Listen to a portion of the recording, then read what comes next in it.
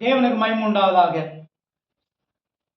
இந்த மனமகிழ்ச்சி நாளுக்காக தேவன் கொடுத்த இந்த ஓய்வு நாள், பரிசுத்த நாள், தேவன் கொடுத்த கிருபைக்காக சோத்திரம். கர்த்தருடைய கிருபையின் மேல் நின்று கொண்டு கர்த்தருடைய வார்த்தையை சொல்லும்படியாக தேவன் கொடுத்த அருமையான சந்தர்ப்பத்துக்காக, சமயத்துக்காக கர்த்தருக்கு சோத்திரம். நன்றி. தேவனுக்கு மகிமை உண்டாவதாக.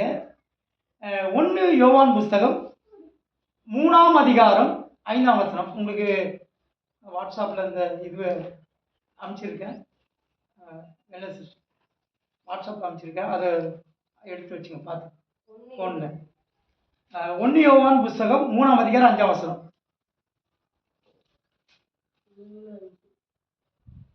3ஆம் அதிகாரம் 5ஆம் வசனம். அவர் நம்முடைய பாவங்களை சுமந்து தீர்க்க வெளிப்பட்டார் என்று அறிவீர்கள். அவரிடத்தில் பாவம் இல்லை. அவரிடத்தில் பாவம் இல்லை. யாரிடத்துல? தேவன். உங்களுக்கு வாட்ஸ்அப்பில் ஃபோன் அனுப்பிச்சிருக்கேன், அதை எடுத்து வச்சுங்க, டக்குனு வாசிக்கணும். ஏன்னா அதில் நிறைய வசனங்கள் பார்த்து வச்சுட்டு அதை பார்த்து டக்குனு வாசிங்க. தேவனுக்கு மகிமை உண்டாவதாக. கர்த்தராகிய இயேசு கிறிஸ்துவுக்குள் பாவம் இல்லை. யாருக்குள்ள பாவம் இல்லை? மறுபடியும் வசனத்தை வாசிங்க. 1 யோவான் புஸ்தகம் 3ஆம் அதிகாரம் 5ஆம் வசனத்தை மறுபடியும் மாதிரி வாசி. கர்த்தராகிய இயேசுக்குள் பாவம் இல்லை. அவர் பரிசுத்தமுள்ள தேவன். தேவனுக்கு மகிமை உண்டாவதாக. வாசிங்க. அவர் நம்முடைய பாவங்களை சுமந்து அவர் நம்முடைய பாவங்களை சுமந்து அவர் நம்முடைய பாவங்களை சுமந்தார். நாம் பாவிகள் என்பதை நாம் உணர வேண்டும். நம்ம யாரு? நம்ம பாவிகள். நாம் அவர் நம் வாசிங்க. அவர் நம்முடைய பாவங்களை சுமந்து தீர்த்த. பாருங்க, ஆண்டவராகிய இயேசு கிறிஸ்து. அவர் என்றால் ஆண்டவராகிய இயேசு. அவர் ஆண்டவராகிய இயேசு கிறிஸ்து நம்முடைய பாவங்களை அவர் சுமந்தார். சுமந்து தீர்க்க வெளிப்பட்டார் என்று பாருங்க. எப்படி வெளிப்பட்டாரா? இந்த பூமியில மனுகுலத்தை ரட்சிக்கும்படியாக விண்ணுலகத்தை விட்டு மண்ணுலகத்துக்கு எப்படி வெளிப்பட்டார்? இயேசு அவதரித்த நோக்கம் என்ன? இயேசு ஏன் வெளிப்பட்டார்? இயேசுக்குள்ள என்ன இல்லை? கர்த்தராகிய இயேசுக்குள்ள பாவம் இல்லை. அவர் பரிசுத்தமுள்ள தேவன். இன்றைக்கு நம்முடைய பாவங்களை நம்ம என்ன செய்யறோம்? நம்மளை யாரு? பரிசுத்தவானா. தேவனை ஏற்றுக்கொள்ளாமல் மனம் திரும்பி ரட்சிக்கப்பட்டு ஞானஸ்தானம் எடுக்காத வரைக்கும் நாம் பாவிகள் தான். நாம் ஞானஸ்தானம் என்றைக்கு எடுத்தோமோ, மனம் திரும்பி ரட்சிக்கப்பட்டு முழுக்க ஞானஸ்தானம் எடுத்து பரிசுத்தாவின் அபிஷேகத்தை நம்ம விட்டு ரட்சிக்கப்பட்டு மனம் திரும்புதல், பாவ மன்னிப்பு பெற்ற பிறகு தான் நம்ம பரிசுத்தமாக்கப்பட்டிருக்கிறோம், பாவத்திலிருந்து மீட்கப்பட்டிருக்கிறோம். வாசிங்க வசந்தை. இப்போ அவர் நம்முடைய பாவங்களை அப்போ இதை நல்லா புரிஞ்சிங்க. நம்முடைய பாவங்களை தான் அவர் சுமந்தார். அவர் பாவி இல்லை. அவர் பரிசுத்தமான தேவன், சுத்தமான தேவன், சுத்தமான தேவன். ஒரே பேரான பிதாவாகிய தேவனுடைய குமாரனாகிய இயேசு கிறிஸ்து. அவரிடத்தில் பாவம் இல்லை, உலக சாயல் இல்லை, ஆடம்பரம் இல்லை, அசுத்தமான காரியங்கள் இல்லை, பொய் பித்தலாட்ட பிராடுதனம் இல்லை. இவ்வளவு பாவங்களை நம்ம பாவத்தில் வாழ்ந்து கொண்டிருக்கிறபடியா நம்முடைய இப்படிப்பட்ட தவறான பாவங்கள் எல்லாம் அவர் ஏற்றுக்கொண்டார், அவர் சுமந்தார். அவர் கிருபாதார பலியானார். நம்முடைய பாவங்களுக்காக அவர் பலியாக்கப்பட்டார். அதை ஒரு பாட்டுக்காரன் பாடுகிறார். தம்மை பலியாய் சிலுவையிலே தந்தையிலன் வீணையே நினைக்கையிலே அகந்தனிலே எனக்கோர் மேன்மை வேறில்லையே. தம்மை பலியாய் சிலுவையிலே தந்தை அன்பினையே நினைக்கணும். நம்ம நினைக்கிறோமா? அகந்தனிலே, எனக்கும் இந்த அகந்தனிலே, இந்த உலகத்தில் அதை விட ஒரு மேன்மையே இல்லை. எனக்காக மரித்தார். சர்வவல்லமையுள்ளதான் தேவன், பாவம் அறியாதவர், பாவம் இல்லாதவர், குற்றம் இல்லாதவர், அவருக்குள், கர்த்தருக்குள், கிறிஸ்துவுக்குள் பாவம் இல்லை. அவர் பரிசுத்தமான தேவன். பாவ வாழ்க்கை நாம் வாழ்ந்து கொண்டிருக்கிறோம். அதை நினைக்கணும். உன் தவறுகளை, உன் பாவங்களை, உன் பொய், பித்தராட்டம், தேவனுக்கு பிரியமில்லாத காரியம், அசுத்தமான காரியம், அருவருப்பான காரியம், போதை பழக்கங்கள், உலக ஆடம்பரங்கள், தேவனுக்கு பிரியமில்லாத பாவ காரியங்கள், கோபம், எரிச்சல், அநியாயம், அக்கிரமம், அசுத்தமான ஜீவியம், இதெல்லாம் நமக்குள்ள இருக்கிறது. அவருக்குள்ள பாவம் இல்லை. ஆனால் நமக்குள்ள இருக்கிற அந்த பாவத்துக்காக அவர் என்ன செய்தாராம்? வாசி இந்த வசனத்தை எவ்வளவு அழகா இருக்கு. அவர் நம்முடைய பாவங்களை சுமந்து தீர்க்க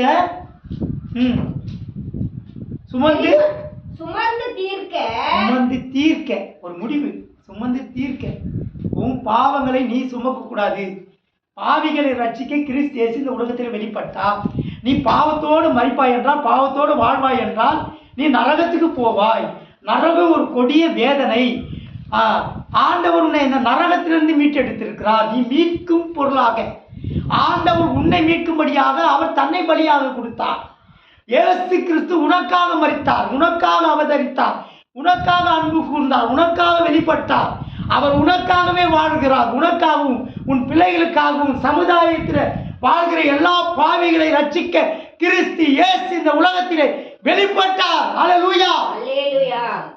அந்த வசனம் முழுசாதீங்க. அப்புறம் சுமந்து தீர்க்க வெளிப்பட்டார் என்று அறிவீர்களா? அறிந்திருக்கிறோமா? இந்த உலகம் அறிகிறதா? தேவன் எனக்காக வெளிப்பட்டார். என் பாவத்துக்காக நான் பாவத்தில் முழுகியிருக்கிறேன், பாவத்தில் வாழ்ந்து கொண்டிருக்கிறேன். என் வாழ்க்கை முழுவதும் பாவத்திலே அடிமைப்பட்டிருக்கிறது. பாவ சுபாவங்கள், பாவ கிரியைகள், பாவ எண்ணங்கள், பாவ சிந்தனை. வேதம் சொல்லுகிறது, ரோமர் நினைக்கிறேன், ஆவியின் சிந்தையும் ஜீவனும் சமாதானமும். மாம்ச சிந்தை மரணம். என்ன சிந்தை? மாம்ச சிந்தை மரணம். ஆவியின் சிந்தையோ ஜீவனும் சமாதானமும். எங்க போற?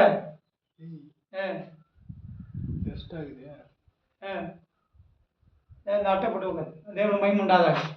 நான் துண்டு போட்டு. தேவனுக்கு மகிமை உண்டாதாக. சீக்கிரம் வந்துரு. தேவனுக்கு மகிமை உண்டாதாக. வாசிங்க.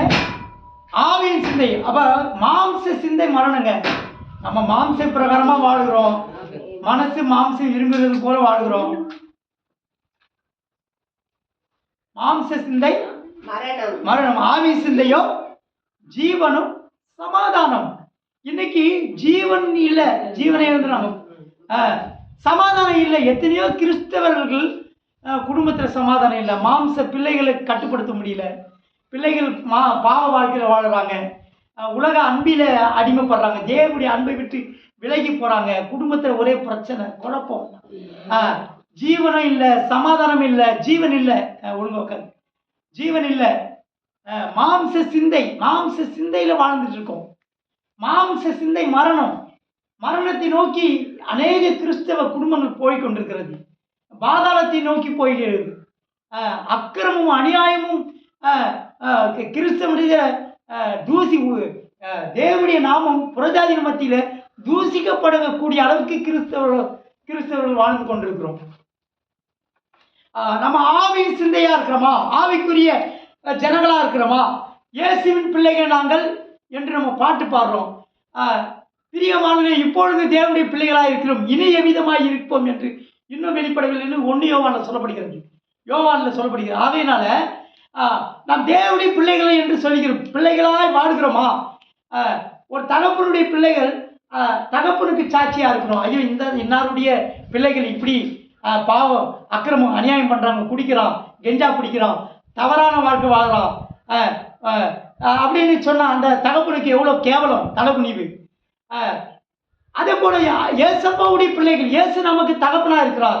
இவர்கள் கிறிஸ்தவர்கள், இவர்கள் தேவனுடைய பிள்ளைகள், இவர்கள் ஒழுக்கமாக வாழ்கிறவர்கள், பொய் பேச மாட்டாங்க, அநியாயம் பண்ண மாட்டாங்க, அடுத்தவங்களுக்கு கெடுதல் நினைக்க மாட்டாங்க, தூய்மையான வாழ்க்கை வாழ்கிறவர்கள்.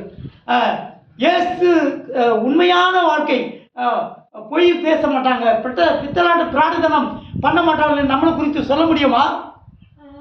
ஆண்டவராகிய இயேசு கிறிஸ்து யோபை பற்றி சொல்கிறார், உத்தமனும் சன்மார்க்கனும் தேவனுக்கு பயந்து பொல்லாப்புக்கு விளைகிறவன். பொல்லாப்புக்கு விளைகிறவன், பொல்லாப்பு அப்படின்னா பொல்லாப்பான காரியங்கள் அவனுடைய வாய்ப்புகள் கிடைத்தாலும் அந்த வாய்ப்புகளுக்கு இடம் கொடுக்காமல் பொல்லாப்புக்கு விலகி ஜீவிக்கிறவனாய், பாவத்துக்கு விலகி ஜீவிக்கிறவனாய், அசுத்தமான காரியங்களுக்கு விலகி ஜீவிக்கிறவனாய், பொய் பித்தலாட்டத்துக்கு விலகி ஜீவிக்கிறவனாய், உலகத்தோடு ஒத்த வேஷம் தெரியாமல், உலகத்துக்கு அடிபணியாமல், சமுதாயத்தோடு பாவத்தோடு ஒத்த வேஷம் தெரியாமல் விலகி ஜீவிக்கிறவனாய் யோபு பற்றி ஆண்டவர் சாட்சி சொல்கிறார். ஆவியின் சிந்தை, மாம்ச சிந்தை மரணம். ஒரு மாம்ச சிந்தையோடு நாம் இருப்போம் என்றால், மாம்ச எண்ணங்களோட, மாம்ச கிரிகளோட, மாம்ச செயல்களை கிறிஸ்துவர் என்று பேர் வைத்துக் கொண்டு நாம் இவ்விதமாய் வாழ்வோம் என்றால் மாம்ச சிந்தை மரணம். இன்றைக்கு எத்தனையோ கிறிஸ்தவர்கள் அகோர மரணம் அடைகிறார்கள், விபத்துகள், எத்தனையோ மரணங்கள் வர காரணம் என்ன? ஆவியின் சிந்தை இல்லை, கிறிஸ்துவ சாயல் இல்லை, கிறிஸ்துவ வாழ்க்கை இல்லை, அசுத்தமான பாவ வாழ்க்கை, கிறிஸ்துவர் என்று பேர் வைத்துக்கொண்டு இயேசுவை மறுதலித்து வாழ்கிற வாழ்க்கை, பொய் பித்தலாட்டமான வாழ்க்கை. பேர் மட்டும்தான் கிறிஸ்தவர்கள், ஆனால் செயலெல்லாம் அசுத்தமான செயல்கள், உலக காரியங்கள், உலக சிற்றின்பங்கள், உலக பாவங்களுக்கு அடிமைப்பட்டு வாழ்ந்து கொண்டிருக்கிற வாழ்க்கை. ஆவியின் சிந்தையா இருக்கிறோமா? ஆவிக்குரிய ஜனமா இருக்கிறோமா? தேவனை உண்மையா ஆராதிக்கிறோமா? நேரத்தோடு சபைக்கு வருகிறோமா? நல்லா பாடி ஆராதிக்கிறோமா? பைபிள் வாசிக்கிறோமா? குடும்ப ஜபம் இருக்கிறதா? பிள்ளைகளை கட்டுப்பாடோடு வளர்க்கிறோமா? நம் தேவனை உண்மையாய் ஆராதிக்கிறோமா? உண்மையாய் ஜெபிக்கிறோமா? ஆண்டவரை தேடுகிறோமா? ஆவிக்குரிய குடும்பமாய் இருக்கிறோமா? ஆவிக்குரிய சிந்தை இருக்கிறதா? அவருக்குள்ள பாவம் இல்லை, பாவம் இல்லை. அந்த வசனத்தை வாசிங்க. இயேசுவுக்குள் பாவம் இல்லை. 1 யோவான் 3:5 வாசிங்க. அவர் நம்முடைய பாவங்களை சுமந்து தீர்க்க வெளிப்பட்டார் என்று அறிவீர்கள், அவரிடத்தில் பாவம் இல்லை. அல்லேலூயா. இன்றைக்கு நாம் கிறிஸ்தவர்கள் என்று சொல்கிறோம் மார்த்தட்டி, அவருக்குள்ள பாவம் இல்லை, நமக்குள்ள பாவம் இல்லை, எனக்குள்ள பாவ சிந்தனை கூட இல்லை, பாவ எண்ணங்கள் இல்லை, யாருக்கும் நான் தீமை செய்யத்தில்லை, யாருக்கும் விரோதமான எழும்பத்தில்லை, என் எண்ணங்கள் எல்லாம் நல்ல எண்ணங்களாக இருக்கிறது. உலகத்தை ஒருத்தர் சொல்லலாம், எண்ணம் போல வாழ்க்கை. உன் எண்ணம் எப்படி இருக்குதோ அப்படிதான் உன் வாழ்க்கை இருக்கும். உன் எண்ணம் நல்ல எண்ணம் வந்தால் உன் நல்லா வாழ்வேன். உன் எண்ணம் கெட்ட எண்ணம் இருக்கும் என்றால் கெடுதல் இருக்குமா? உன் எண்ணம் போல தான் வாழ்க்கை. உன் வாழ்க்கை இப்படி இருக்கிறதுக்கு காரணம் உன் எண்ணம் தான். நீ நல்லா இருக்கிறதுன்னு நினைக்கிறது போல மற்றவங்களும் நல்லா இருக்கணும்னு நினைக்கணும் அப்படின்னு உலகத்தான் சொல்கிறான். அவருக்குள்ள பாவம் இல்லை, எனக்குள்ள பாவம் இல்லை என்று எத்தனை பேர் சொல்ல முடியும்? நான் கர்த்தருடைய ஊழியக்காரன், நான் விசுவாசி, நான் கர்த்தருடைய பிள்ளை, பாவத்துக்கு நான் மறித்து இருக்கிறேன், கோபம் என் கிட்ட இல்லை, பாவ சுபாவங்கள் இல்லை, கெடுதலான எண்ணங்கள் இல்லை, பரிசுத்தமாக இருக்கிற, தேவன் விரும்புகிறது போல என் வாழ்க்கை இருக்கிறது, பாவத்தை நேசிக்கல, நான் பாவத்தை நேசிக்க நான் இனி செல்வன் என்று ஒரு பாட்டு பாடுறாரு, ராபோஜனுக்கு பாடுறாங்க அந்த பாட்டை. இப்படி பாவத்தை நான் நேசிக்கிறேன், பாவத்தை வெறுக்கிறேன், தேவனுக்காக வாழ்கிறேன், நான் சாட்சியாக இவர்கள் கிறிஸ்தவர்கள், இவர்கள் உண்மையாய் இயேசுவுக்காக ஜீவிக்கிறார்கள் என்று சாட்சி உள்ள ஜீவியம் செய்கிறேன்னு நம்ம சொல்ல முடியுமா? இயேசுவுக்குள் பாவம் இல்லை. அப்படி என்றால் நமக்குள்ள பாவம் இருக்கிறதா இல்லையா? பாவத்திலே முழுகி இருக்கிறோமா? பாவத்திலே அமைந்து இருக்கிறோமா? பாவத்தோடு வாழ்ந்து கொண்டிருக்கிறோமா? பாவத்தின் சாயல் எனக்குள்ள இல்லை. ஆவி சிந்தையோடு இருக்கிறேன், நான் ஆவிக்குரியவன், நான் ஆவிக்குரிய குடும்பம், கெட்ட வார்த்தைகள் என் வாயில் பேசுவதில்லை, இது தேவனை துதிக்கிற வாய், யாருக்கு விரோதமாய் நான் பேசுவதில்லை, நான் தேவனுக்கு பிரியமாய் வாழ்கிறேன், எனக்குள்ள பாவ சாயலே இல்லை, அந்த எண்ணங்களே இல்லை, சிந்தனை இல்லை என்று சொல்ல முடியுமா? மாம்ச சிந்தை மரணம், மரணத்துக்கு நேரான வாழ்ந்து கொண்டிருக்கிறோம். ஆவியின் சிந்தையும் ஜீவனும் சமாதானமாக இருக்கிறது. நமக்குள்ள ஜீவனும் சமாதானமும் இருக்க வேண்டும் என்றால் ஆண்டவராகிய இயேசுக்குள் பாவம் இல்லாதது போல நமக்குள்ள பாவம் இல்லாத ஒரு ஜீவியத்தை செய்வது தான் கிறிஸ்தவ வாழ்க்கை ஏதோ ஒரு பேர் கிறிஸ்துவ போல நம்ம வாழ்வதல்ல. இயேசு கிறிஸ்து பாவத்துக்கு மரித்தார், நமக்காக மரித்தார், நமக்காக ஒப்பு கொடுக்கப்பட்டார், நம்மளை மீட்டெடுத்தார். மீண்டும் அதுக்குள்ள நம்ம முழுகி இருக்கக்கூடாது. நாய் கக்கினது தின்னது போல அருவருப்பான ஜீவியம் நாம் செய்கிறவர்களா இருக்கக்கூடாது. தேவன் கேள்வி கேட்பார். பாவத்துக்கு மரித்திடும். என்னைக்கு மனம் திரும்பி ரட்சிக்கப்பட்டு ஞானஸ்தானம் எடுத்தோமோ அன்னைக்கே பாவத்துக்கு நம்ம அடக்கம் பண்ணப்பட்டிருக்கோம். அப்போ மீண்டும் மீண்டும் பாவம், மறுபடியும் மறுபடியும் அறிக்கை, ராபோஜனை பாவங்களை நினைவு கூறுவது, அப்படிப்பட்ட எண்ணங்களை ஒவ்வொரு நிமிஷமும் நம்ம பாவங்களை உணர்ந்து அறிக்கையிட்டு தேவனுக்கு பயந்து ஜீவிக்கணும். தெய்வ பயம் இல்லாதபடியினால தான் நாம் தேவனுக்கு விரோதமாய் பாவத்துக்கு உட்பட்டு உடன்பட்டு நாம் அதிலிருந்து விடுதலை இல்லாமல் வாழ்ந்து கொண்டிருக்கிறோம், அடிமைப்பட்டிருக்கிறோம். எகிப்தில் இஸ்ரவேல் ஜனங்களை அடிமைப்பட்டிருந்தாங்க. எகிப்து என்ற அடிமைதனம், பாவத்துக்கு நாம் அடிமைகள் அல்ல, தேவனுக்கு அடிமை. அல்லேலூயா. அவருக்குள்ள பாவம் இல்லை, நமக்குள்ள பாவம் இருக்கும் என்றால் நாம் கிறிஸ்து என்று சொல்வது பிரயோஜனம் இல்லை. நமக்குள் பாவம் நிரந்தரமாய் இருக்கும் என்றால் நாம் பரலோக ராஜ்யத்துக்கு பிரவேசிக்க முடியாது. கிறிஸ்துவ வாழ்க்கை ஜீவியமே வீணாகி போகும். தேவனுக்கு மகிமையுண்டாவதாக. அதில் யோவான் 8:46 கூட பாருங்க, எடுத்து வச்சுங்க. ஆனால் தான் அந்த குறிப்பை நான் சொன்னேன். வாட்ஸ்அப்பில் பார்த்து டக்குன்னு ஒரு பேப்பர் வச்சுங்க. அதுக்கப்புறம் எபிரேயர் 4:15, 8:46 என்னிடத்தில் பாவம் இல்லை, என்னிடத்தில் பாவம் உண்டு என்று உங்களில் யாராவது சொல்ல முடியுமா? யார் என்னை குற்றப்படுத்தக்கூடும்? எப்படிப்பட்ட ஒரு தேவன்! எவ்வளவு இதை போல ஒரு கிறிஸ்தவன் இப்படி சொல்லணும், சொல்ல முடியுமா? ஆண்டவருக்கு முன்னாடி அவர் சத்தியத்தை, இந்த நம்ம கிறிஸ்தவன் சொல்றோம், நான் தான் பெரிய, எங்க சபை தான் உயர்ந்த சபை, நாங்கள் மட்டும்தான் பரலோகத்துக்கு போவோம், என்னெல்லாம் பில்டப்பு பெருமை, கிறிஸ்தவனுடைய பெருமையிலும் அகந்தையிலும் தான் வாழ்கிறோம். இந்த வசனத்துக்கு முன்னாடி நாம் நிற்க முடியுமா? மறுபடியும் வாசிங்க. இந்த வசனத்துக்கு பிரகாரம் நம்ம கிறிஸ்தவன் சொல்றோமே, வாழ்கிறோமா? என்னிடத்தில் பாவம் உண்டு என்று. இப்ப என்னிடத்துல பாவம் இருக்கு, நான் பாவ வாழ்க்கை வாழ்றேன், என் எண்ணங்கள் பரிசுத்தம் இல்லை, என் பாவ ஜீவியம் சமுதாயத்தோட ஒத்து போகல, உலகத்தாரோட நான் ஒத்து போகல, உலகத்துக்கு நான் ஒத்த வேதம் சொல்லுது, நான் உலகத்துக்கு ஒத்த வேஷம் தெரியாமல், வேஷம் அங்கே ஒரு வேஷம், சர்ச்சுக்கு வந்தால் ஒரு வேஷம், வெளியே போனால் ஒரு வேஷம், கல்யாணத்துக்கு போனாத போல ஒரு கிறிஸ்துவ நான் பார்க்குறேன். ஒரு டெத்தில் அவங்க ஒரு தீப்பந்தம் எடுத்து சுற்றுறாங்க, அந்த பாடியை இவனும் சுற்றுறான். ஒரு கிறிஸ்துவ ரட்சிக்கப்பட்டுவேன், ஞானஸ்தானப்பட்டுவேன், எப்படி அந்த பாவத்தை நீ செய்ய முடியும்? அதோடு ஒத்து போகிறது. என்னிடம் நம்ம சொல்ல முடியுமா? கோபம், சண்டை, எத்தனையோ பேருக்கு நம்ம சரியான கிறிஸ்துவ சுபாவமே இல்லை, தேவனுடைய சாயலே நம்மகிட்ட இல்லை. இந்த வசனத்தின் பிரகாரமாக நம்ம ஜீவிக்காம எப்படி பரலோகத்துக்கு போக முடியும்? என்னிடத்துல பாவம் உண்டு என்று ஆண்டவர் சொல்றார். என்னிடத்திலே வாசிங்க, என்னிடத்தில் பாவம் உண்டு என்று உங்களில் யார் என்னை குற்றப்படுத்த முடியும்? அப்போ நமக்குள்ள பாவம், நம்ம குற்றவாளிகள் தான். இப்போ நம்ம கிறிஸ்துவன்னு சொல்றோம், நான் இயேசு இப்ப நான் ரட்சிக்கப்பட்டுட்டேன், நான் ஞானஸ்தானம் எடுத்துட்டேன், நான் மனம் திருந்துட்டேன், இனி அந்த பழைய சுபாவங்கள் எனக்கு இல்லை, பழைய பாவங்கள் இல்லை. ஒருவன் கிறிஸ்துக்குள் இருந்தால் பழையதெல்லாம் ஒழிந்து போயின, எல்லாம் புதியதாயின, நான் புதிய சிருஷ்டி, எனக்குள்ள எந்த விதமான பழைய காரியங்களே இல்லை இன்னும் சொல்ல முடியுமா? இந்த வசனம் முன்னாடி நான் நிற்க முடியுமா? என்கிட்ட பாவம் இல்லை என்று நீங்கள் யாராவது சொல்ல முடியாமன்னா புறஜாதியின் மத்தியில் நம்ம வாழ்கிறோமா? உலகத்திலே வேறுபட்ட ஜீவி இருக்கா? வேறுபாட்டின் ஜீவி இருக்கா? பாவத்தின் சாயல், உலகத்தாரோடு ஒத்து போகிறோம், உலக சாயலோடு ஒத்து போகிறோம். அங்கே போனால் அதுக்கேற்ற போல வேஷம், ஒரே வேஷமான வாழ்க்கை. சொல்ல முடியுமா இந்த வசனம் பாவம் உண்டு என்று உங்களில் யாராவது சொல்ல முடியுமா? சொல்லக்கூடிய யாரா? நம்ம இவன் தான் கிறிஸ்துவன், இவன் உண்மையானுமே ரட்சிக்கப்பட்டான், இவனுக்குள்ள இந்த பாவ செயலே இல்லை, இவங்கிட்ட தவறான காரியத்தில் இவங்களோட நம்ம ஈடுபட முடியாது, உண்மையாக இருப்பாங்க, உண்மை உள்ளவங்க, ஏமாற்ற மாட்டாங்க, பொய் பேச மாட்டாங்க, மற்றும் விரோதமாக எழும்ப மாட்டாங்க, எந்த விதமான தவறான செயல்களை இவங்ககிட்ட இல்லை அப்படின்னு நம்ம சாட்சியாக இருக்கிறோமா? சொல்ல முடியுமா? பார்த்தீங்க, சீக்கிரம்.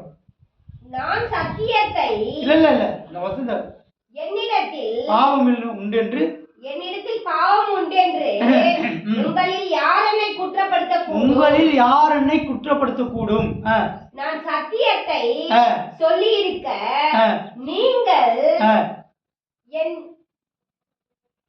நீங்கள் ஏன் என்னை விசுவாசிக்கிறதில்லை? போதும். நான் சத்தியத்தை இவ்வளவா சொல்லி இருக்க நீங்க ஏன் விசுவாசிக்கிறது இல்லை அப்படின்னாக்கா என்ன அர்த்தம்? நீங்க அதன்படி வாழ்வதில்லை. யாராவது சொல்ல முடியுமா? என்ன குற்றப்படுத்த முடியுமா? நாம் குற்றவாளியா இருக்கிறோம். எப்போதான் நம்ம மாற்றங்கள் வரும்? எப்போ மாறுதல் வரும்? வருகைக்கு எப்படி போக முடியும்? இந்த சத்தியத்தை நாம் பின்பற்றாவிட்டால், நம் கிறிஸ்துவல் என்று இப்படி ஒரு சத்தியத்தை நம் சத்திய பிரகாரமாக அவர் சொன்னது போல நம்ம வாழாவிட்டால், நம்ம கடைப்பிடிக்காவிட்டால், நம் நடைமுறையில் இல்லாவிட்டால் நாம் எப்படி வருகைக்கு போக முடியும்? அப்படி சொல்ல போனால் ஒருத்தரும் போக முடியாது. நானாக இருந்தாலும் சரி, யாராக இருந்தாலும் படி சத்தியத்தை அறிவீர்கள், சத்தியம் உங்களை விடுதலையாக்க. நீ சத்தியத்தை அறிந்தா போதாது. இயேசு தான் சத்தியம், இயேசு தான் வசனம். உனக்காக பாவத்துக்கு மரித்து உன்னை மீட்டுட்டால் மறுபடியும் நம்ம அந்த பாவத்தை துணிகரமாக செய்வோம் என்றால் நாம் குற்றவாளிகளாக இருக்கிறோம். குற்றவாளிகளாக இருந்தால் தண்டனைக்குரியவர்கள் நம்ம நரகத்துக்குரியவர்கள். அப்போ எப்படி நம்ம பரலோக ராஜ்யத்துக்கு போக முடியும்? பாவம் இல்லாமல் பரிசுத்தமான ஜீவியம் செய்து தேவ சித்தத்தின் பிரகாரமாய் சத்தியத்தை அவர் சொல்ற சத்தியத்தை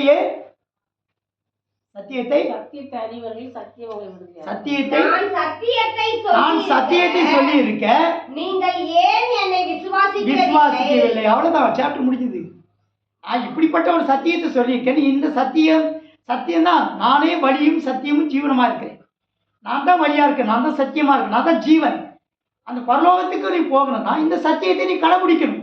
கிறிஸ்துவனாக இருந்தாலும், ஊழியக்காரனாக இருந்தாலும் சரி, கிறிஸ்தவனாக இருந்தாலும் சரி, நீ யாராக இருந்தாலும் சரி, பாவத்திலிருந்து மீட்கப்பட்டிருந்தா அந்த சத்தியத்தை நாம் விசுவாசித்து அதை கடைபிடிக்க நடைமுறையில் நாம் கொண்டு வர வேண்டும். அல்லேலூயா. இவன் போய் என்ன பண்றான்? இப்படி சத்தியத்தை அறியாம தேவனுக்கு மகிமை உண்டாவதாக.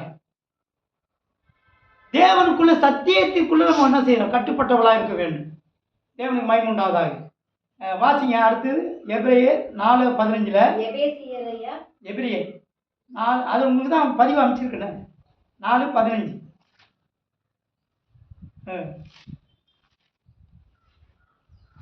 என்னிடத்தில் பாவம் இல்லை என்று சொல்றாரு. எபிரேயர் 4:15. ஒரு பேப்பர் வச்சு நம்முடைய பலவீனங்களை குறித்து பரிதபிக்க கூடாத பிரதான ஆசாரியர் நமக்கிராமல் எல்லா விதத்திலும் நம்மை போல் சோதிக்கப்பட்டு பாவம் இல்லாதவராயிருக்கிறார். நம்முடைய பலவீனம் எவ்வளவு அழகான வார்த்தை பாருங்க. இதுக்கு மேல என்னென்ன சத்தியம் வேணும்? மறுபடியும் வாசிங்க. நம்முடைய பலவீனங்களை குறித்து பரிதபிக்க கூடாத பிரதான ஆசாரியர் நமக்கிராமல் எல்லா விதத்திலும் நம்மை போல். பாருங்க, நம்முடைய பலவீனம் ஆண்டவருக்கு தெரியுங்க. அவர் எல்லா விதத்திலும் நம்மை போல சோதிக்கப்பட்டு பாவம் இல்லாதவராயிருக்கிற பிரதான ஆசாரியரே நமக்கிருக்கிறார். பாவம் இல்லாத பாவமே இல்லைங்க. அவன் நமக்காக சோதிக்கப்பட்டான், அவன் அடிக்கப்பட்டான். பிரதான ஆசாரியராக நமக்கு இருக்கிறார். அல்லேலூயா. தேவனுக்கு மகிமை. பாவம் இல்லை, கிறிஸ்துக்குள் பாவம் இல்லை. வரும் எடுத்துட்டு எங்கே பைக் எடுத்துட்டு போகிறோம். இதை போகிறோம் சிஸ்டர், குரல் கொடுங்க. இது என்ன வாழ்க்கை? இது எதுக்கு வரானுங்க இவனுங்களா? எங்கே போகணும்? வர சொல்லுங்க. நீ கம்முன்னு பாடு. பைக் ஏன் பைக் அதுவே தப்பு. கம்முன்னு பாடு. இல்லை போங்க, நான் வர சொல்லுங்க, வண்டி எடுத்து சொல்லுங்க. கூட்டுறவுல விட்டு வந்து நான் ஓய்ஞ்சு போட்டேங்கய்யா. இதெல்லாம் தப்புங்க. தப்புதாங்கய்யா. இப்ப பாருங்க, எங்க மயக்கமா இருக்குன்னு சொல்லிட்டு என்கிட்ட போனாங்க, கேரா இருக்குன்னு சொல்லிட்டு. பார்த்துங்க, நீங்கள் வண்டி சாவியே வண்டி கொடுக்குறீங்க, ஃபோனு வண்டி சாவி. தேவனுக்கு மகிமை உண்டாகாது. வண்டி சாவியெல்லாம் எடுத்துகிட்டு வந்துருங்க நீங்கள்.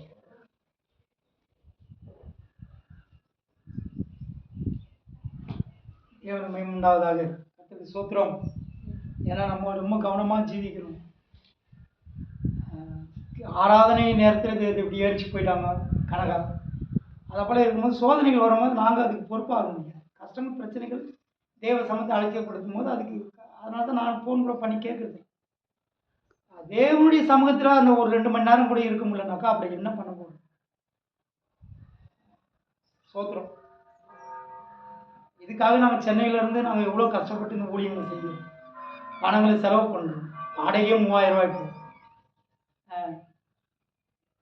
இருக்கிற ஒரு 50-60 பேர்னா போகிறாங்க, இருக்கிற 4 பேர் தான். அதுலேயே இவ்வளோ வித்தியாசம் இருந்தாங்க. சோத்திரம். லூக்கா சுவிசேஷம் 23ஆம் அதிகாரம் 4ஆம் வசனம் வாசிங்க.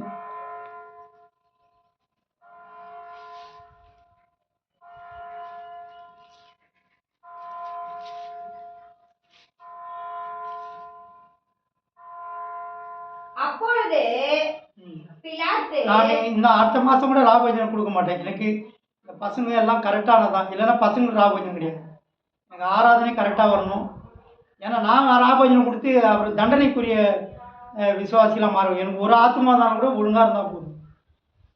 அதனால தான் ராபோஜனம் நான் நிப்பாட்டுறேன். நீங்கள் ராபோஜனைக்கு இந்த மாதம் வேண்டாம், அடுத்த மாதம் கூட ராபோஜனம் கொடுக்குறதா இல்லை. எனக்கு கரெக்டாக ஆராதனை ஒழுக்கம் எல்லாம் வந்தால் தான் நான் ராபோஜனம் கொடுப்பேன். தேவனை மகிமை உண்டாகும். வாசிங்க. அப்பொழுது பிலாத்து பிரதான ஆசாரியர்களையும் ஜனங்களையும் நோக்கி, இந்த மனுஷனிடத்தில் நான் ஒரு குற்றத்தையும் பாருங்க, அந்த உலகத்தாரோட ஆராதனை விட்டு இப்படி போனான். அப்போ அவன் எப்படி ரட்சிப்புக்குள்ள வருவான்? அவன் பாவ வாழ்க்கையில தான் கொண்டு போவான்.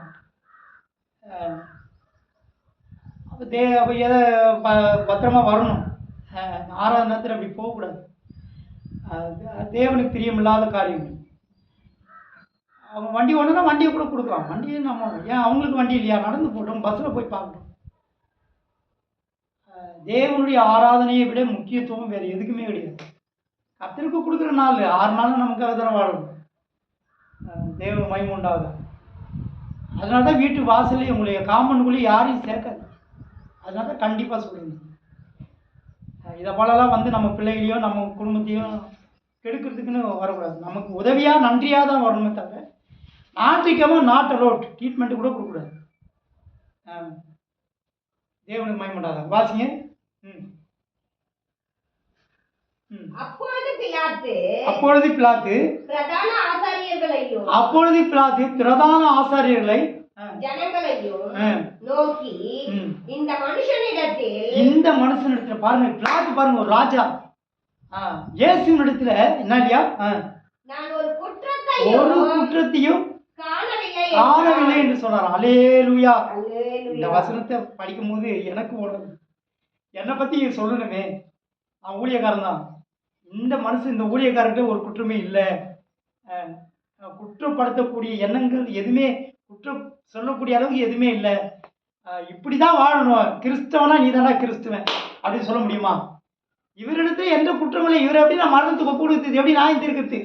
இப்போ நம்ம போய் ஒரு அதிகாரி முன்னாடி ஸ்டேஷனில் போய் நிற்கிறோம், கோர்ட்டில் போய் நிற்கிறோம், விசாரணை இவங்ககிட்ட ஒரு குற்றமே இல்லையா சொல்ல முடியுமா? ஒரு கிறிஸ்தவனாய் ஒரு நம்ம சொல்கிறோம், இவங்ககிட்ட ஒரு குற்றம் இல்லையே, நீ என்னப்பா வீண் படி சுமத்துறீங்க, இனிமேல் இவங்க மேலே கம்பெனி எதுவும் பிரச்சனை பண்ணினா இன்னும் உள்ள வச்சுருவேன் அப்படின்னு சொல்ல முடியுமா?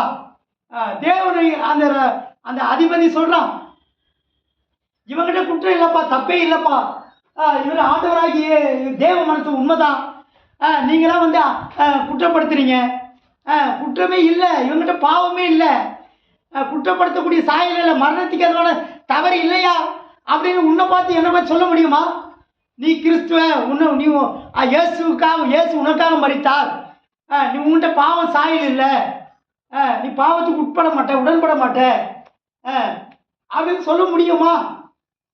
இதுதான் உண்மை, சத்தியம். இயேசுக்குள் குற்றம் இல்லை. அப்ப நம்ம குற்றவாளியா இருக்கிறோம். குற்றவாளி தானே நம்ம. குற்றம் எல்லாத்திலும் குற்றம். பொய், பித்தலாட்டம், எரிச்சல், கோபம், கீழ்ப்படியாமை, பொல்லாத சுபாவங்கள், பாவ சிற்றின்பங்கள், போத பழக்கங்கள், நண்பர்களோடு பழகுவது, கெட்ட வார்த்தைகள், எத்தனை குற்றம். பாவம் நிறைந்த வாழ்க்கையா இருக்குது. குற்றம் இல்லை, குற்றப்படுத்த முடியாது. லூக்கால அதில் 14ஆம் வசனம் 15ஆம் வசனம் கூட பார்க்கலாம். நீங்கள் வாசிங்க. 22ஆம் வசனத்தில் கூட அதில் நீங்கள் வீட்டில் போய் வாசிங்க. இயேசுக்குள் குற்றம் இல்லை. ஒரு கிறிஸ்தவனா உனக்குள்ள என்ன இருக்கக்கூடாது? குற்றப்படுத்தக்கூடிய அளவுக்கு இருக்கக்கூடாது. நீ எல்லாம் கிறிஸ்தவனா? நீ சொல்லுவான், இவ்வளோ போய் பேசுகிற, கெட்ட வார்த்தை பேசுகிற, இப்படி கெட்ட நண்பர்களோடு ஊர் சுற்றுற, சமுதாயத்தோடு ஒத்து போகிற, உலகத்தோடு ஒத்து போகிற, போதை பழக்கத்துக்கு அடிமையாக இருக்கிற, ஒயின் ஷாப்பில் போய் பிராந்தி கியூவில் நின்று பிராந்தி வாங்குற, ஊருக்குடியை கெடுக்கிற, வட்டிக்கு விடுற, அநியாயமாக சம்பாதிக்கிற, அநியாயமாக பண்ணுற, அநியாயமாக அக்கிரமம் உங்கள்கிட்ட இருக்கு, நீ எல்லாம் ஒரு கிறிஸ்தவனா அப்படின்னு உலகத்தார் சொல்றக்கூடிய அளவுக்கு, குற்றப்படுத்தக்கூடிய அளவுக்கு நம்ம ஜீவியம் இருக்கா? குற்றவாளியா இருக்க. தேவனுக்கு முன்பாக நாம் குற்றவாளியா இருக்க. கிறிஸ்துவுக்குள் பாவம் இல்லை, குற்றம் இல்லை. இரண்டாவது, குற்றம் இல்லை. யோவான் சுவிசேஷ புத்தகம் 19ஆம் அதிகாரம் 4லிருந்து 6 வசனம் வரைக்கும் பாருங்க. அவருக்குள்ள குற்றம் இல்லை, வாசிக்க வேண்டாம். மத்திய சுவிசேஷம் 27:4 வாசிங்க. அவருக்குள்ள குற்றம் இல்லை, கிறிஸ்துவுக்குள் குற்றம் இல்லை. 1 பேதுரு 1ஆம் அதிகாரம் 10ஆம் வசனத்தில் குற்றம் இல்லை, இருள் இல்லை. பாவ இருள், நம்ம பாவத்தின முழுகி இருளில் இருக்க, இருட்டில் இருக்கணும். கிறிஸ்தவ வாழ்க்கை பிரகாசமாக இருக்கணும், வெளிச்சமாக இருக்கணும், மற்றவர்களுக்கு வழிகாட்டக்கூடியவளாக இருக்கும். ரெண்டாவது, குற்றம் இல்லை. குற்றமில்லாத வாழ்க்கையை கிறிஸ்தவர்கள் செய்ய வேண்டும். தேவனுக்கு மகிமை உண்டாகாது. 1 யோவான் 1 யோவான் புத்தகம் 1ஆம் அதிகாரம் 5ஆம் வசனம் வச்சுங்க. 1 யோவான் அதை எடுத்து வச்சுக்கணும். தேவன் ஒளியா இருக்கிறார், அவரில் எவ்வளவேனும் இருள் இல்லை. தேவன் ஒளியா இருக்கிறார். பாவத்தில நீ கிறிஸ்துவன் சொல்லிக்கொண்டு பாவத்தில நீ முழுகி இருப்பாய் என்றால், பாவ சாயல், பாவ கிரியைகள், பாவத்துக்குள்ள நீ வாழ்ந்து கொண்டிருப்பாய் என்றால், ஞானஸ்தானம் எடுத்து பாவத்துக்கு மரித்த நீ, பாவத்தோடு நீ உயிர்ப்பிக்கப்பட்டு பாவம் உனக்குள் உயிர் கொண்டு குடிக்கொண்டிருக்கும் என்றால் நீ இருள இருக்கிறாய். தேவன் வாசிங்க. தேவன் ஒளியாயிருக்கிறார், அவரில் எவ்வளவு வேணும் இருள் இல்லை. எவ்வளவு வேணும் இருள் இல்லை. அவருக்குள்ள இருளே இல்லை. இருளினுடைய சாயல் கூட இல்லை, தோற்றம் இல்லை. எவ்வளவு வேணும் உனக்கு? சின்ன ஒரு அளவு கூட உனக்கு கூட இருக்கக்கூடாது. இருள் இருக்கக்கூடாது. பாவ கிரியைகள் இருக்கக்கூடாது. பாவ எண்ணங்கள், பாவ சிந்தனைகள், பாவ செயல்களிலே நாம் இருப்போம் என்றால் நாம் இருளிலே இருக்கிறோம், மூழ்கி இருக்கிறோம். அதனால்தான் நமக்குரிய வாழ்க்கையில் எந்த முன்னேற்றமும் இல்லை, எந்த விதமான மாற்றங்களும் இல்லை. பாவத்துக்குள்ள வாழ்ந்து கொண்டிருக்கிறோம், அடிமைப்பட்டிருக்கிறோம், எந்த முன்னேற்றம் இல்லாத இருக்கிறோம். இயேசுவுக்குள் பாவம் இல்லை, கிறிஸ்துவுக்குள் பாவம் இல்லை. உனக்குள்ளே பாவ சாயல், பாவம் இருக்கக்கூடாது. நாம் உலகத்தார் அல்ல. உலகத்தார் போல நம்ம நியாயம் தீர்க்கப்படக்கூடாது. கிறிஸ்துவுக்குள் பாவம் இல்லை, அவருக்குள்ள குற்றம் இல்லை. நீ எல்லாம் ஒரு கிறிஸ்தவளா? என்ன கோவப்படுற, என்ன சண்டை போடுற, வாயை திறந்தாலே கெட்ட வார்த்தை தான் வருது. நீ எல்லாம் ஒரு கிறிஸ்தவளா? குற்றப்படுத்தக்கூடிய ஜீவியை நாம் செய்கிறோமா? கிறிஸ்தவன் என்று நாம் சொல்கிறோம். இயேசுக்குள் பாவம் இல்லை, இயேசுக்குள் குற்றம் இல்லை என்று சொல்லப்படுகிறது. குற்றப்படுத்தக்கூடிய அளவுக்கு மற்றவங்க நம்மளை குற்றப்படி, நம்ம பைபிள் எடுத்துகிட்டு போகிற, வெள்ளை புடவை கட்டிட்டு போகிற, பாடுற, அந்நிய பாஷெல்லாம் பேசுகிற, ஆனால் அவங்க வாயிலேருந்து வர வார்த்தைலாம் போய் பித்தலாட்ட பிராடுத்தனம். நீ எல்லாம் ஒரு கிறிஸ்தவளா? எவ்வளோ கெட்ட வார்த்தை பேசுகிற, எவ்வளோ சண்டை போடுற, நீ எப்படி கிறிஸ்தவன் எப்படி சொல்ற? அப்படி குற்றப்படுத்தக்கூடிய வாழ்க்கை வந்தால் நம்ம எப்படி பரலோகத்துக்கு போக முடியும்? அவருக்குள்ள என்ன இல்லையா? வாசிங்க. குற்றம். தேவன் ஒளியாயிருக்கிறார். அவருக்குள்ள குற்றம் இல்லை. இதுல வந்து ஒளி. தேவன் ஒளியா இருக்கிறார். அவருக்குள்ள எவ்வளவு வேணும்? இல்லை. இல்லைங்க. இல்லைன்னு சொல்லணும். ஒரு கிறிஸ்தவனா குற்றம், பாவம் இல்லை, குற்றம் இல்லை, மற்றவங்க குற்றப்படுத்தக்கூடிய அளவுக்கு என் கிறிஸ்தவ வாழ்க்கை இல்லை. என்னை யாரும் குற்றப்படுத்த முடியாது.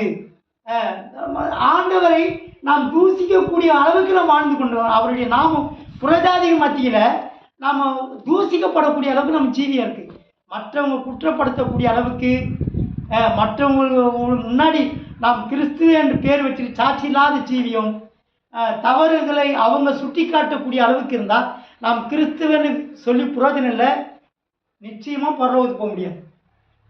நம்ம பாடலாம், காணிக்கை கொடுக்கலாம், தசமாக கொடுக்கலாம், நீ ஆராதனைக்கு ஒழுங்காக கூட வரலாம், நீ எல்லாம் இருக்கலாம். உன்னை மற்றவர்கள் குற்றப்படுத்தக்கூடிய அளவுக்கு கிறிஸ்துவ வாழ்க்கை இருக்கும் என்றால், உலகத்தாரை போல நம்ம வாழ்வோம் என்றால், நீ எல்லாம் ஒரு கிறிஸ்தவனா என்று கேள்வி கேட்கக்கூடிய நிலைமையில் நம்ம எவ்வளோ வேணும்? இன்னும் இருள் இல்லை. நீ இருள் வாழ்க்கை தான் வாழ்கிறோம். நம்ம பாவத்தில் தான் வாழ்கிறோம். ஒரு கால நரகத்துக்குரியவர்கள் தான் பரலோகத்துக்கு போகவே முடியாது. பரலோகத்தின் வாசல் அடைப்பட்டிருக்குது. நோவாவின் நாட்களின் பேழை அடைப்பட்டது போல பரலோகத்தின் வாசல் உனக்கு திறக்கப்படாது, மூடப்படும். உனக்கு நரகம்தான், மீட்பே கிடையாது. வேதனை, பாவ வாழ்க்கை, பாவ செயல்கள், பாவ எண்ணங்கள், பாவ சிந்தனைகளோடு நான் வாழ்வோம் என்றால் ஒரு நாளும் இந்த இருளிலிருந்து விடுதலை கிடைக்காவிட்டால், பாவ இருளில் முழுகி இருப்போம் என்றால், வெளிச்சத்துக்குள் நாம் வராவிட்டால், கிறிஸ்துவே வெளிச்சமாய் அவருக்குள்ள எவ்வளவு வேணும்? இருள் இல்லை. அப்படி சொல்லக்கூடிய அளவுக்கு இருக்கணும். எனக்குள்ள பாவமே இல்லை. நான் இயேசுவுக்காக வாழ்கிறேன். இயேசு சத்தியத்தை பின்பற்றுகிறேன். நான் இருளிலிருந்து நான் மீட்கப்பட்டேன். நான் வெளிச்சத்தின் பிள்ளைகளாக இருக்கிறேன். நான் தேவனுடைய பிள்ளையாக இருக்கிறேன் என்று சொல்லக்கூடிய அளவுக்கு நாம் ஜீவியம் இருந்தால் தான் பரலோகத்துக்கு போக முடியும். அவருக்குள்ள இருள் இல்லை. அடுத்தபடியாய் அவருக்குள்ள தீமை இல்லை. சங்கீதம் 5:4 வாசிங்க. நீ துன்மார்க்கத்தில் பிரியப்படுகிற தேவன் அல்ல. பாருங்க, துன்மார்க்கத்தில். புரியுதா? துன்மார்க்கனா என்ன சொல்லுங்க. நீ துன்மார்க்கத்தில் பிரியப்படுகிற தேவன் அல்ல. துன்மார்க்கர்னா யாரு? துன்மார்க்க யாரு? துன்மார்க்கனா யாரு சொல்லுங்க. துன்மார்க்கனா என்ன? துன்மார்க்கனா நல்ல எண்ணமே இல்லாதவன், எப்போதும் பிடிச்சிக்கிட்டு ஊர் சண்டையை வாங்கிக்கிட்டு யாரையாவது கெடுதல் நினச்சிக்கிட்டு போய் பித்தலாட்டம், ஊர் சொத்தை அபகரிக்கிறது, இவங்களாம் நல்லவனா? துன்மார்க்கமான வாழ்க்கை. உலக சமுதாயம் ஒருத்தவங்க வந்து கொலை செய்கிறான்னு வச்சுக்கோ, ஜெயிலுக்கு போயிடுறான். அவன் ஜெயிலை விட்டு வந்தால் ரொம்ப நல்லவன் சொல்லுவாங்களா? ஐயோ ஜெயிலுக்கு போகணும், துன்மார்க்கன், ஊருக்குடியை கெடுக்கிறவன், கொலைக்காரன், பொய் பேசுகிறவன், அநியாயம் வட்டிக்கு விட்டுருவேன், யாருக்கும் நல்லதே செய்ய மாட்டான், அநேக வாலிபரில் கெட்ட வழியில் நடத்திடுவேன், அவன் குடும்பமே அவன் பிள்ளைகள் எல்லாம் துன்மார்க்கமான ஜீவியம் செய்யணும், யாருக்கும் நல்லதே செய்ய மாட்டாங்க. துன்மார்க்கம் பாவ வாழ்க்கை, பாவத்தின் சாயல், பாவத்தின் வாழ்க்கை, துன்மார்க்கமான வாழ்க்கை. தேவனுக்கு பிரியம் இல்லாமல் நல்ல எண்ணங்களே இல்லாதவன் தான் துன்மார்க்கன். நல்லது நினைக்காதவன், நல்லது செய்யாதவன், எப்போ பார்த்தாலும் கெடுதலான எண்ணம், கெடுதல் செய்கிறது, தீய குணங்கள், பாவ செயல்கள், இதெல்லாம் துன்மார்க்கமான வாழ்க்கை. அந்த இடத்துல நம்ம இருக்கக்கூடாது. அவர் பாத்தீங்க,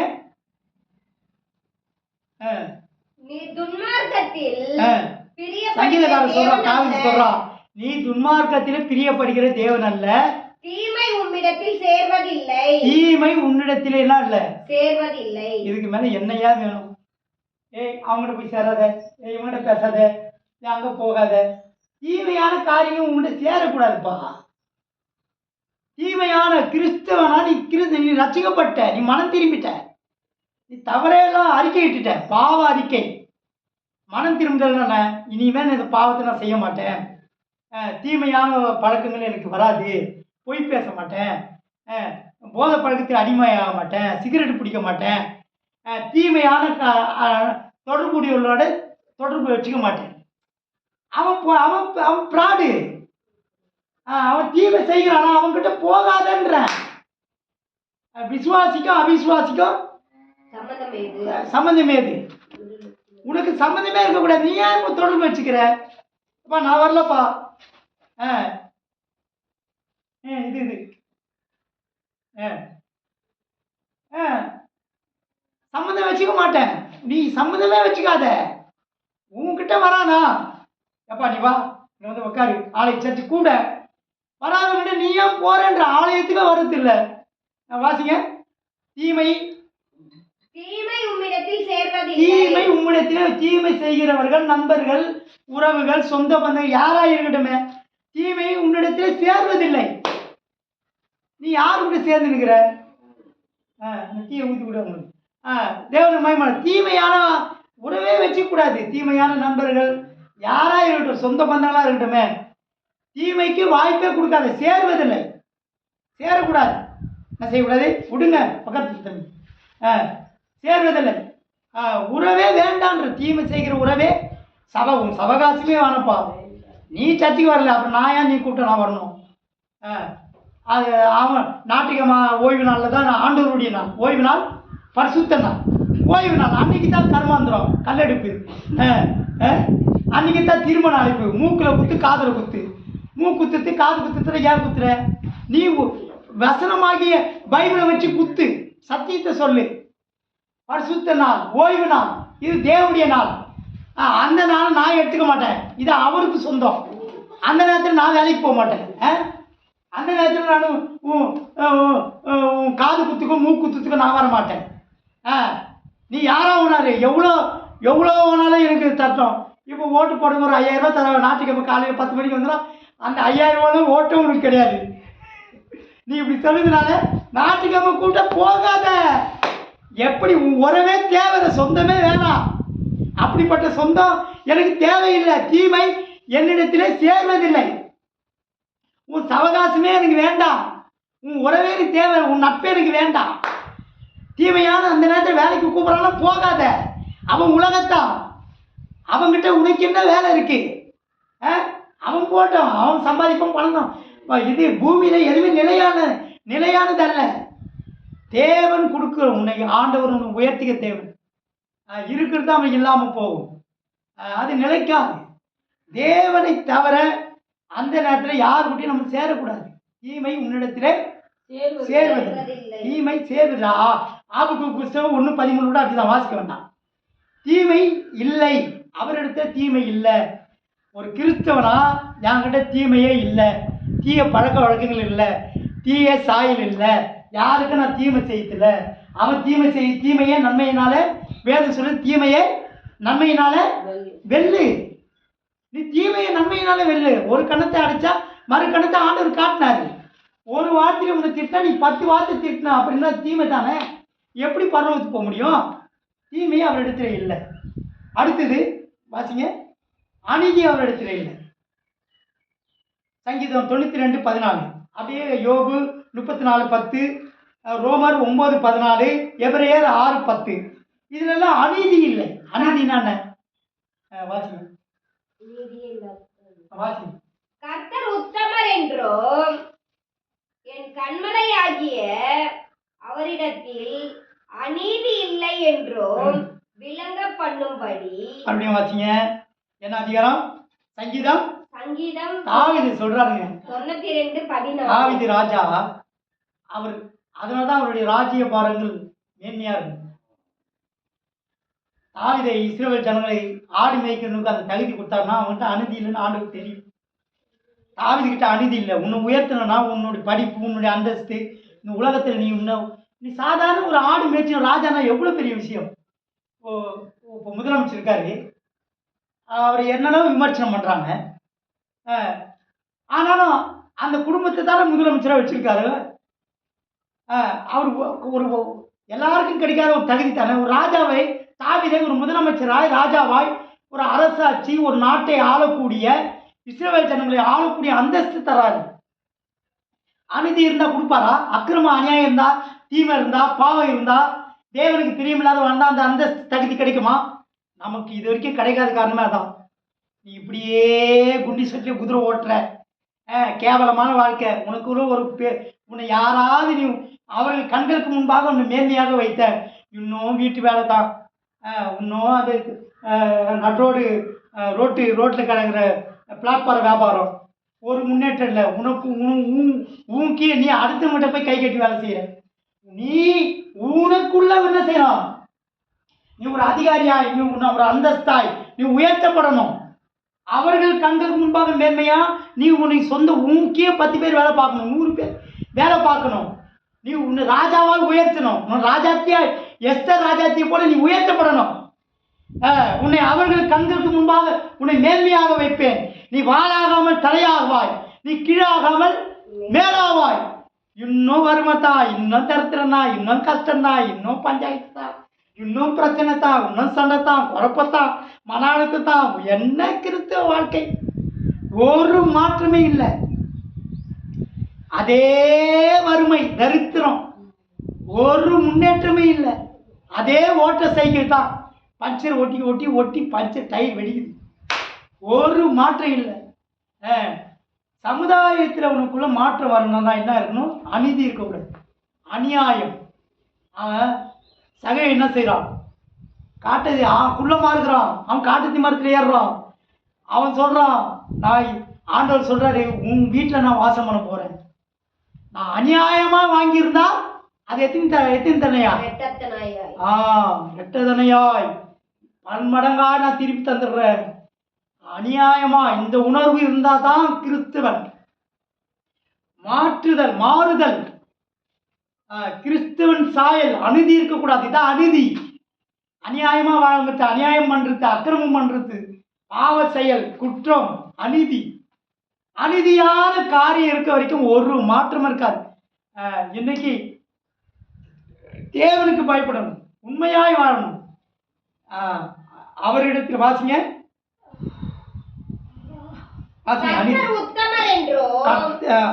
சங்கீதம்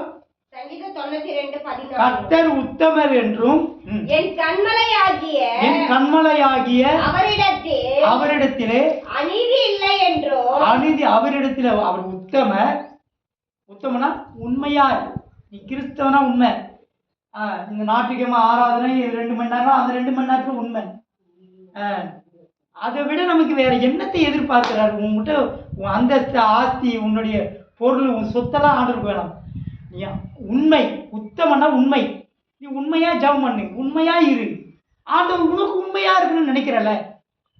ஆண்டவர் என்னை இப்படி தவிக்க விட்டாரு, எனக்கு நல்ல வேலை இல்லையே, எனக்கு கஷ்டமா இருக்க, இப்படி எனக்கு சமுதாயம் பக்கத்து வீட்டை அக்கத்து வீடெல்லாம் நமக்கு விரோதமாக எழும்புது, ஏன்னா ஆண்டவர் இப்படி தவிக்க விட்டாரு, நீ அவரும் உன்னை தவிக்க விடக்கூடாது, உன்னை நல்லா பார்த்துக்கணும்னு உண்மையா நீ எதிர்பார்க்கல. அதப்போ நம்ம உண்மையா வாழணும்ல.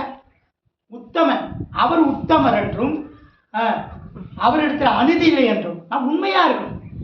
கிறிஸ்துவ வாழ்க்கை 6 நாள் உனக்கு எடுத்துக்கிறல்ல, இந்த ஒரு நாள் கூட இல்லைப்பா, அதில் 2 மணி நேரம் 3 மணி நேரம் அதில் உண்மை இல்லையே. 3 மணி நேரம் தேவசமத்தில் ஆராதிக்க முடியலன்னா சாயங்காலம் ஒரு 2 மணி நேரம், ஒரு 1.5 மணி நேரம் ஜபம். இந்த ஓய்வு நாள் கர்த்தருடைய நாள், இது பரிசுத்த நாள்.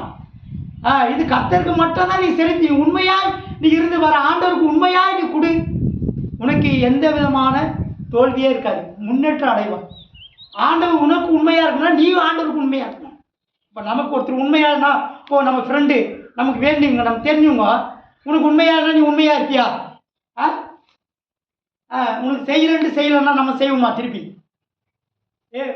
உன் பையனுக்கு பிறந்த நாள் வச்சேன், உனக்கு 2000 ரூபா மொய் எழுதுறேன் அப்படின்னு சொல்லிட்டு 100 ரூபாய் எழுதிட்டு பிரியாணி சாப்பிட்டு போயிட்டா, அடுத்து அவங்க பக்தரை கூப்பிட்டா நீ செய்வியா? அவங்க உண்மையாக இருந்தால் தான் நம்ம உண்மையாக இருப்போம். அப்போ அவர் உண்மை உள்ளவர், உத்தமர், கர்த்தர் உத்தமர். அப்போ நம்ம உத்தமமாக இருக்கணும்ல, நம்ம உண்மையாக இருக்கணும்ல ஆண்டவருக்கு. அப்போ எப்படி ஆண்டவர் நமக்கு உண்மையாக செய்வார்? ஆனால் தான் நமக்கு எதுவுமே கிடைக்காது. ஒரு முன்னேற்றம் இல்லை, ஒரு வளர்ச்சி இல்லை, ஒரு மாற்றம் இல்லை. தரித்திரத்தில் தான் இருக்கிறோம், வறுமையில் தான் இருக்கிறோம், புலம்பலம், வேதனையும், கஷ்டமும், கண்ணீரும், தவிப்போடு வாழ்ந்து கொண்டிருக்கிறோம். கிறிஸ்தவ வாழ்க்கையில் மாற்றங்கள் இல்லை. வாசிங்க.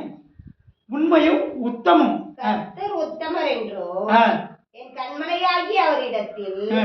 அநீதி இல்லை அநீதி இல்லை என்றும் விளங்க பண்ணும்படி அநீதி இல்லை என்று விளங்கம் பண்ணும்படி அவர்கள் முதிர் வயதிலும் ம். கனி தந்து ம்.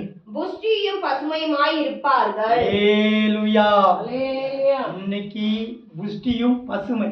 புஷ்டினா என்ன? நல்ல ஆரோக்கியமா, வியாதி இல்லாம, நல்ல பலனா, நல்ல கொழு கொழுன்னு கொழுத்த கன்று போல, நல்லா கமலா போல கொழ கொழ கொழன்னு புஷ்டியும். அவன் முன்னாடி பார்த்தா நானும் தான் நோய்ஞ்சா பழகிறேன். ஆனால் ஆவிக்குரிய புஷ்டி அன்றைக்கு காலையில் சொல்றோம், அன்றைக்கு இருந்த பலன் எனக்கு இன்றைக்கு இருக்கு. நான் அன்றைக்கு இருந்த பலன், நான் பலசாலி.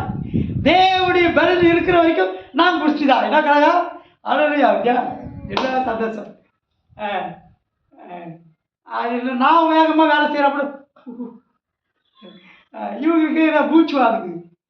நான் கடகன்னு ஒரு 2 மாடி 3 மாடி ஓடி ஏறுவேன்.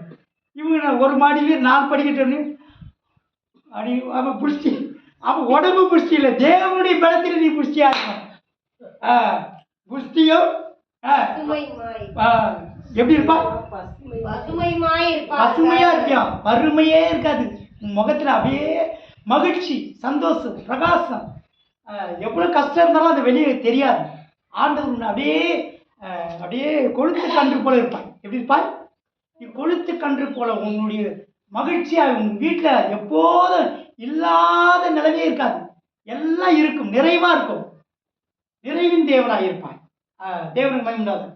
அநீதி இல்லாத ஒரு வாழ்க்கையை தேவன் தெரிவிக்கிறார். 6வது பார்க்கிறோம். வாசிங்க உபாகமும் 10:17. சீக்கிரம் வாசிங்க, நான் முடிக்கிறேன்.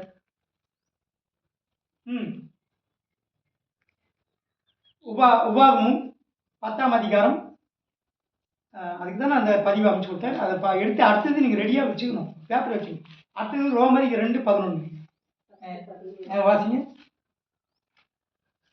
உங்கள் தேவனாகிய கர்த்தர் தேவாதி தேவனும் கர்த்தாதி கர்த்தரும் மகத்துவமும் வல்லமையும் பயங்கரமான தேவனுமாய் இருக்கிறார்.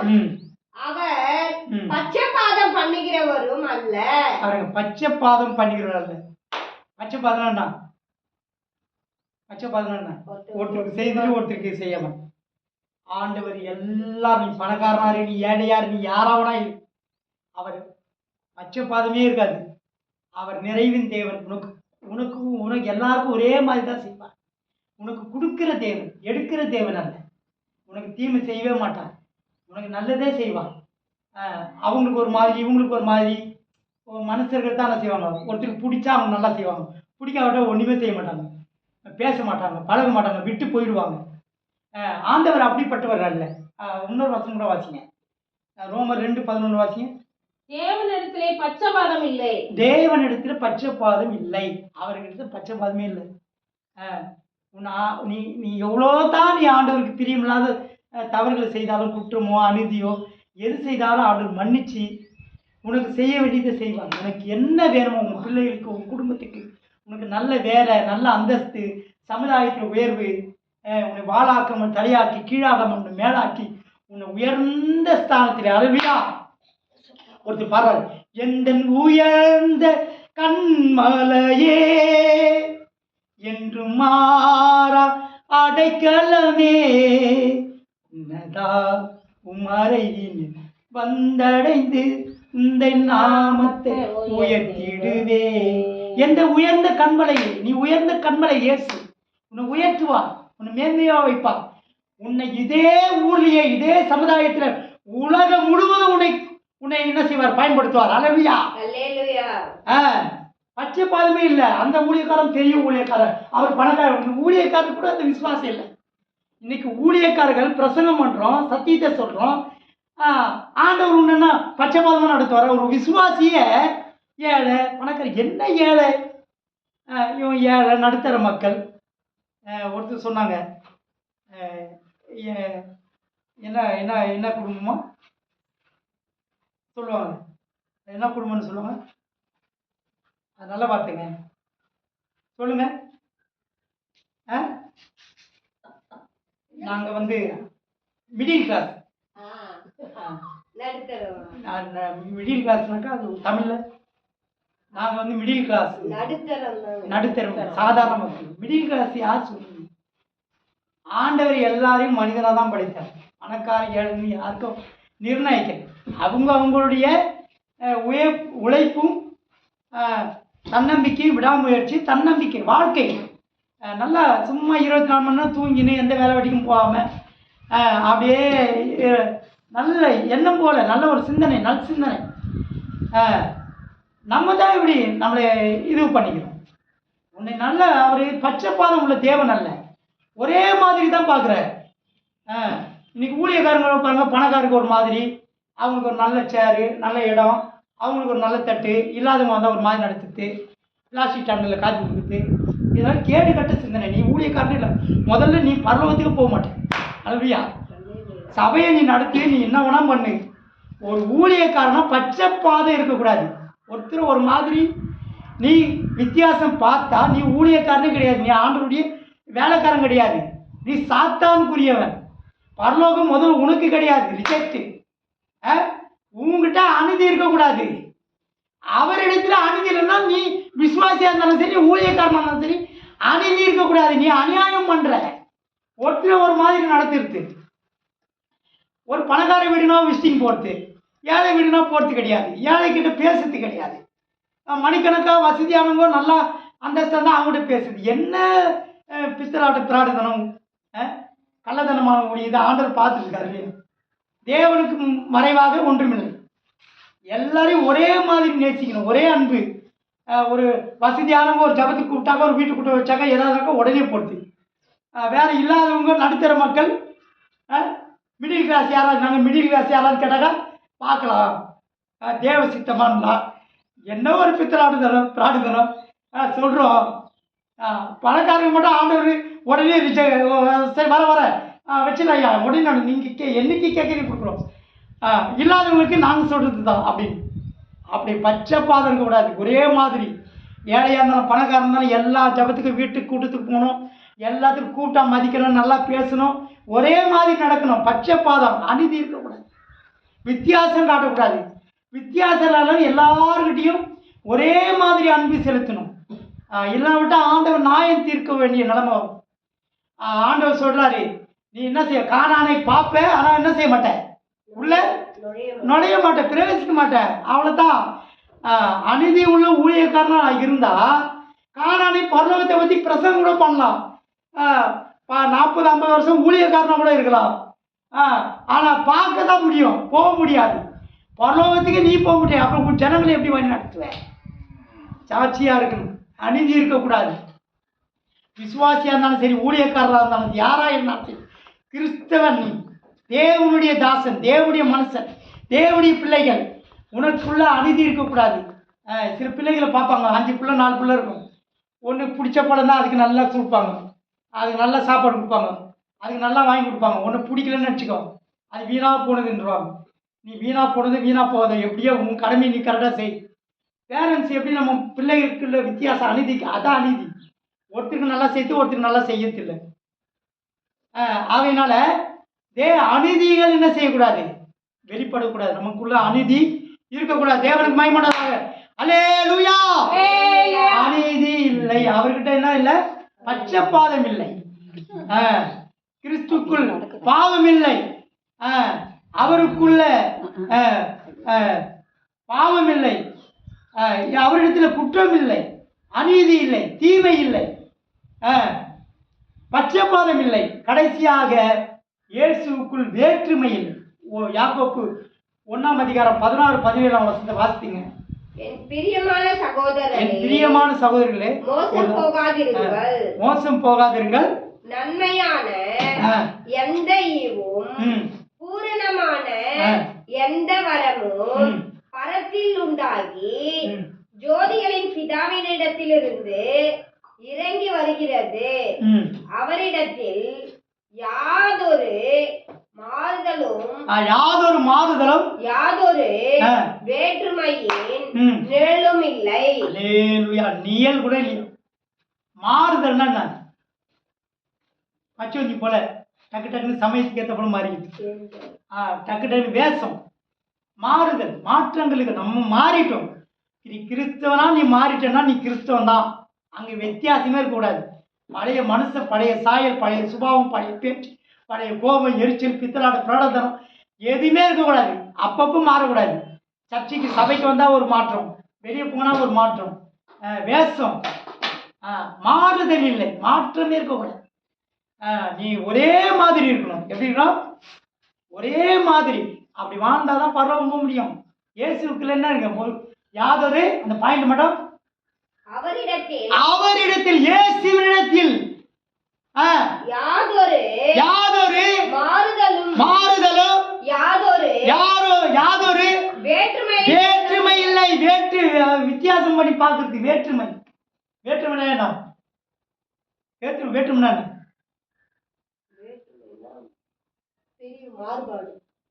நீ வேற நான் வேற, நீ அந்த ஜாதி இந்த ஜாதி, நீ அவன் நீ இவன், அக்கிலி சுக்குலி சக்கிலி சுக்குலி, என்ன பக்கிலி, என்ன வேற்றுமை உனக்குள்ள? மதம் மதம் என்று கிடையாது. என்ன இது?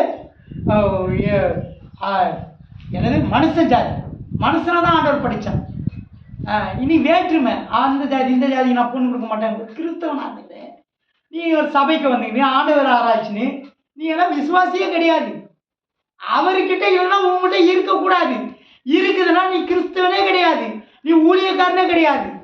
அப்படிப்பட்டவங்களை நீ பார்த்து அதுக்கேற்றபடி நீ ஒத்து போவ என்றால் எங்க இனமா பாருங்க, என்ன இனமோ தெரியல, என்ன ஜென்மமோ தெரியல, என்ன ஞானஸ்தானம் எடுத்தீங்களோ, என்ன அபிஷேகமோ, என்ன பரிசுத்தமோ, என்ன ஆவிக்குரிய ஜீவமோ தெரியல. நீ ஆவிக்குரியவனே கிடையாது, நீ கிறிஸ்துவ லிஸ்ட்லேயே கிடையாது. அப்புறம் எங்க அது என்ன புஸ்தகம்? ஜீவ புஸ்தகத்தில். நீ ஜீவ புஸ்தகத்தில் உன் பேர் கிடையாது.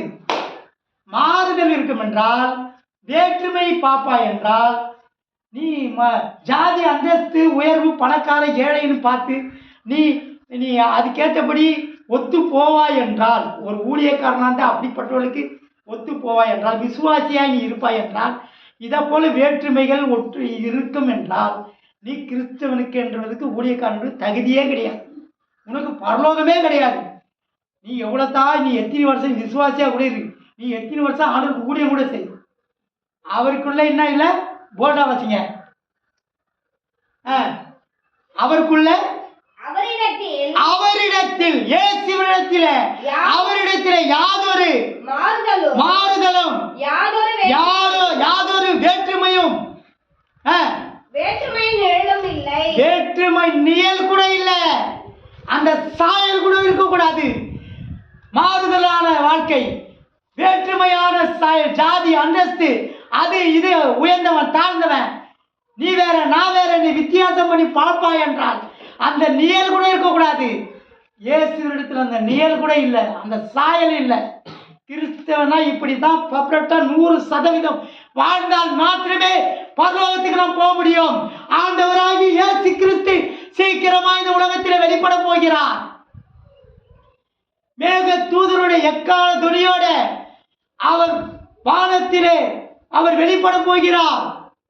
அவரோடு கூட நம்ம மறுரூபமாக்கப்பட வேண்டும் என்றால், எடுத்துக்கொள்ளப்பட வேண்டும் என்றால், கைவிடப்படக்கூடாது என்றால், நிழல் சாயல் இருக்கக்கூடாது, உலக சாயல் பாவம் இருக்கக்கூடாது, அநீதி இருக்கக்கூடாது, குற்றம் இருக்கக்கூடாது, இருள் இருக்கக்கூடாது. கடைசியாக அவரிடத்தில் எந்த விதமான மாறுதலும் வேற்றுமை இல்லை. நாம் சத்தியத்துக்கு கட்டுப்படுவோம், சத்தியத்தின் பிரகாரம் வாழ்வோம். சத்தியத்தை அறிவீர்கள், சத்தியம் உங்களை விடுதலையாக்கும். நீ விடுதலையாக்கப்பட்டிருக்கிறாயா? கிறிஸ்துக்குள் இல்லாதது போல உனக்குள்ளே இல்லாமல் இருக்கிறதா? இயேசு வந்தால் நான் இயேசுவோடு கூட நான் போவேன். நீ தேவனை சந்திக்க நீ ஆயத்தமா? இந்த சொல்லப்பட்ட சத்திய உபதேசம் பிரகாரமாய் நாம் ஆயத்தமா இருக்கிறோமா? இல்லை என்று சொல்ல முடியுமா? கிறிஸ்துக்குள் இல்லை, உனக்குள்ளே இல்லாது இருக்க வேண்டும். இயேசு எப்போ வந்தாலும் நாம் அவரை சந்திக்க நாம் ஆயத்தமா இருக்க வேண்டும். கிறிஸ்துவ ஜீவனா இதுதான். சும்மா மாயமாலமாய் ஏதோ கிறிஸ்துவன் என்று பேர் வைத்துக் கொண்டு பேர் கிறிஸ்துவலாக பாரம்பரிய கிறிஸ்துவலாக வாழ்வதனால நாம் பரலோகம் போக முடியாது. நாம் அநீதி இல்லாமல் அவருக்குள்ள இல்லை. நான் கிறிஸ்துவன், நான் இயேசுக்குள் இருக்கிறேன். ஒருவன் கிறிஸ்துவுக்குள் இருந்தால் பழையவைகள் ஒளிந்து போயின, எல்லாம் புதியதான, புதிய சிருஷ்டி, புதிய சாயல். இயேசு எப்போ வந்தாலும் நாம் அவரை சந்திக்க நாம் தகுதியுடையவராய் ஆயத்தமுடையவராய் இருக்க வேண்டும். இந்த பூமிக்குரிய வாழ்க்கை நமக்கு இல்லை, நாம் பரலோகத்துக்குரியவர்கள். அல்லேலூயா, அல்லேலூயா, அல்லேலூயா, அல்லேலூயா. அவர் எந்தன் சங்கீதமானவர், பலமுள்ள கோட்டையுமா,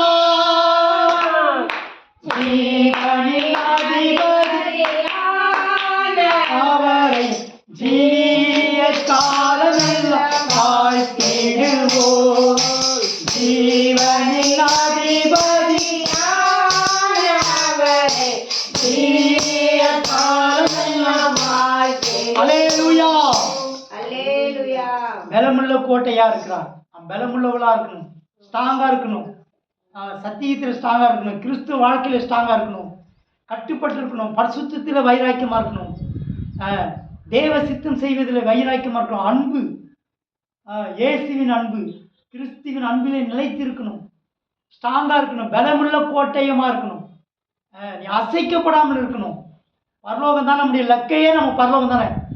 இதெல்லாம் வேஸ்ட்டு, இதெல்லாம் கொஞ்சம் தற்காலிகமாக. இப்போ இந்த சபையில் ஆராதனை, இந்த இடம் எல்லாம் தற்காலிகமானது, எதுவுமே நிலை கிடையாது. நமக்கு நிலையானது பரலோகம். அல்லேலூயா. அதுக்கு போகிறதுக்கு நம்ம தகுதியானோம். அவருக்குள்ள எந்த விதமான மாறுதலும் இல்லை, வேற்றுமையும் இல்லை. ஆமாம், இயேசு போல வாழ்வோம். இயேசு எப்போ வந்தாலும் அவர் சந்திக்க ஆயத்தமாகவும் தகுதியாகவும் தேவன் நம்மளுக்கு உதவி செய்வாராக. ஆமென். அல்லேலூயா. தேவனுக்கு